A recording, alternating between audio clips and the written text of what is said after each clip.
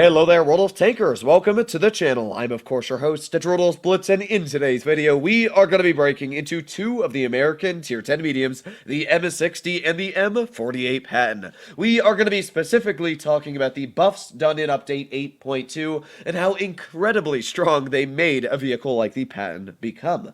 Now, what was the big buff? Well, originally, the M48 Patton, it was okay on damage per minute. It wasn't anything impressive, but it wasn't, bad. It was just okay. It's about 3,200 if you were running gun rammer. Now it is 3,200 if you're running calibrated, and if you were to put on rammer, it's 3,513, meaning that the DPM on this vehicle is only about maybe 70 less than a vehicle like the T62A. That is really, really incredible DPM, and a good example of this is a tank that normally the M48 Patton I find is comparable to is the STB-1. The STB's got very similar hull down capabilities, very strong turret armor, and decent mobility, and this vehicle carries a very good gun, but it has 3,012 base damage per minute, meaning it's about 250 less than the M48 Patton, even more than 250 less. So yeah, I actually think honestly that a vehicle like the M60 and Patton are actually stronger in certain scenarios and can be way more beneficial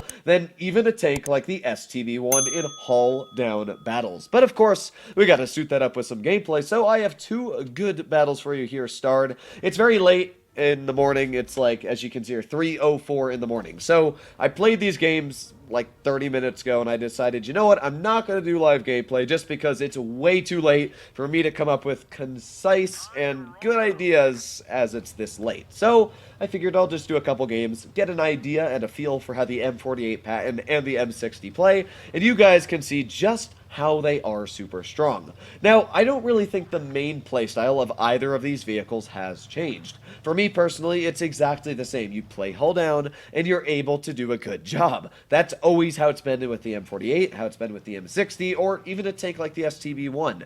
This tank is massive, and of course, with it being such a large profile, you're very easily spotted, and you're caught out in the open. So you never really want to be exposing your entire tank to the elements. It's just not good.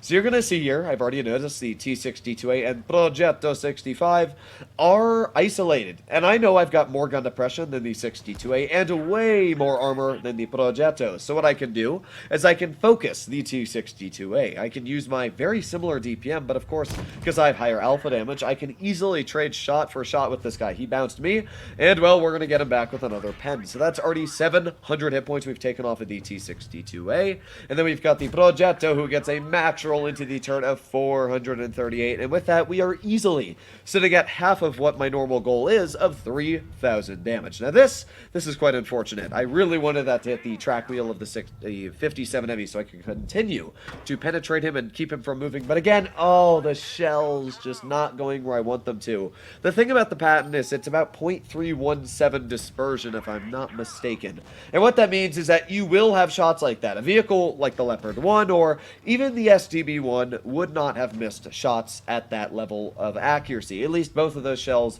in a normal real-life scenario would not have missed. So that is one of the disadvantages of a tank like the Patton. But we're doing okay here. We're at 2,200 damage. I'm aiming a heat shell and bam, straight into the 62A's turret. That is, of course, why I do love running calibrated shells, is it lets me get away with really deadly things like that. And ooh, this poor T62A is just getting completely demolished by me right now. Now, I do bounce his upper plate. I was really hoping I was going to be able to penetrate him in the side of the track wheel, but I guess we weren't able to do that. And that one just went into his gun mantlet, which, yeah, as well, not the best aiming from me there. I couldn't really see his tank, and as you can see here, it's actually weird. When he shoots, the smoke just completely covers his vehicle, because I guess he's backing up into it. So I was actually really struggling to try and get his weak spot, but we were still able to do it, and with that, we're at 3,300 damage dealt. Full on the move shot. Ah, just goes a little bit too high. I was really hoping that would hit, but well, sometimes not every shell comes into play. This object 268 though, oof, his shot definitely did with 960 damage ripped right off that T57 Heavy. But here we are on the move. The nice thing about the Patton is it actually has decent on-move accuracy. So we've gotten one shell into the 57. There is two shells. We're at 4,075 damage so far. And all I'm going to do is scrape the side of his vehicle, therefore negating me having to shoot a shell, and as well stopping me from losing momentum. Beautiful snap into the IS-8. And all that's left is the the WZ-111-14. We're sitting at 4,455 damage, and you are about to witness, should I say, a whole boatload of pain. First of all, we missed the shot, goes under his vehicle, and oh, we are spun out completely. That's already quite painful. Being spun out is never fun because, of course, oh, we get spun out again! Yeah, that was basically my experience with this WZ, and of course, this IS-4 didn't expect me to get spun, so I got stuck on his vehicle. Either way, we did pretty good. We were able to deal over, what was that, 4,000, 5,000 damage there? There you go, 5,174. And the craziest part is this game literally seems like a walk in the park. Not only were we easily able to block so many shells, 9 out of the 15 shells we received, blocking over 3,000 effective damage in that game, but we were easily able to break 5,000 damage. And that's not the only game that I did that amount of damage in. Like, most of the games I played here, we had 3,600, that's the same game I showed you, but a lot of the games, even the games that I lost, like on Ghost Factory here, I had a 6,300 damage loss in the Patton, and I really wanted to show that game, but it just really didn't showcase what the tank was great at. It was more just me kind of trying to help the team out by farming, but yeah, farming doesn't always give you the wins. So here we go. On the second game, we are on Alpenstadt, which is a very good map in certain scenarios, but as well very situational. I like this map because I'm able to work hull down scenarios, but you're going to see that things take a turn, and for a weird battle at that. I was normally gonna, do what I normally do in every medium tank on this battle. I'm gonna place it in a scenario on this side of the map that I'm going towards that will hopefully benefit the tank. And if I'm able to do that correctly, then of course you should be able to win medium side and push your way on through. But because of the way the enemy team strategically positioned their tanks, I decided, you know what, no, I'm not going to try and fight their tier 10 mediums. I just don't think it's a good idea. You're going to see me get slapped in the side of the turret in a bit. But oh, aiming on that cupola, and bam, thank you, ma'am. Beautiful shell going into the WZ-121. But there you go. That is the AMX-30B getting a nice shell into me. Now, the great thing about the Patton and the M60 is that they have some of the highest view range values in tier 10 for a medium. And oh, baby, there you go. Beautiful tap into the 30B. And with that, we're setting at already 645 damage. One thing I love about mediums is, sure, even though 350 damage per shot isn't anything all too impressive, the crazy thing is that when you think about it, 2 shells from this vehicle in around 12 seconds, 12.8 seconds to be exact, is around 700 damage, which is way quicker DPM than your average tier 10 tank destroyer. So really, it's only about 6.4 seconds after the first shell that you're dealing that 700 damage because, of course, you've already having the first shell loaded. Now, I'm in a very weird scenario here. I know that the Panzeru is off to the side, and we're going to try and get a nice snap into him. Boom! And thank you very much. 386. We've got the IS-4 off to the side as well. I'm purposely putting my tank in a hull down scenario, and we've got that Yag, but oh, just able to angles take at the last second, and I'm thinking, you know what, no, that's not going to stop me, let's shoot heat. But again, my heat shell was just not enough to cut through that Yag Panzer's frontal armor, so that was kind of a bummer, but either way, there's a nice tap into the IS-4. We're already sitting at 1,300 damage here, and well, you're about to watch my 62A just literally lose all of his health. Well, I guess he already did, but that guy was literally at full health. He decided to poke a Yag Panzer and as well a 183.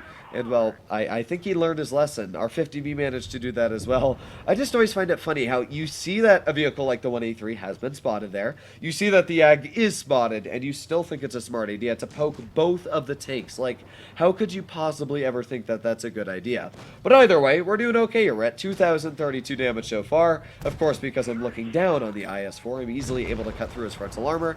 And now I'm just going to continue pushing my way on through. We'll skip it a teeny bit. Now we've got the Progetto 65. Once again, this poor Progetto is going to be bullied. Now, our E50M does push very, very aggressive here.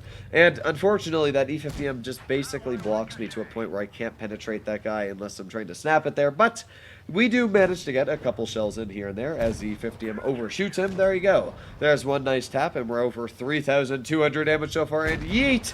There you go, 3,389 damage. We've got one more shell loaded into the barrel. Are we going to be able to penetrate it? Well, what kind of stupid question is that? Obviously we are. I'm the mighty Droodles. Here we go, AMX-30B, and bam! Thank you, 351. And with that, we dealt 3,740 damage. So that is both games in the M60 and the M48 Patton. You can see that on a skill level, the DPM is great. You know, being able to dump out at least an extra 200 damage per minute in a given scenario is fantastic. But At the same time, I don't think the DPM is really all too much of a difference. Honestly, what you are able to do in the Patton currently is what you would always have been able to do in the Patton. Use its fantastic hold-on capabilities, get some good shots out, and sure, it may have taken me 1 or 2 seconds longer to take out a vehicle like the first game, the 62A. Either way, still went pretty dang solid. So hopefully all of you enjoyed today's video. If you would like to see more like it, please consider smashing that subscribe button down below. Would I suggest to grind this line? Honestly, yeah, it is a fantastic line, but the biggest issue with the M48 Patton is not the M48, it is the M46 Patton, the tier 9 medium. While the tank is actually having a very good gun on DPM, 2823, it's got decent standard penetration. Oh, the premium at 280, it's just so bad, it struggles to get through everything. But hopefully, all of you enjoyed today's video, and I'll be seeing you in the next one. Bye-bye!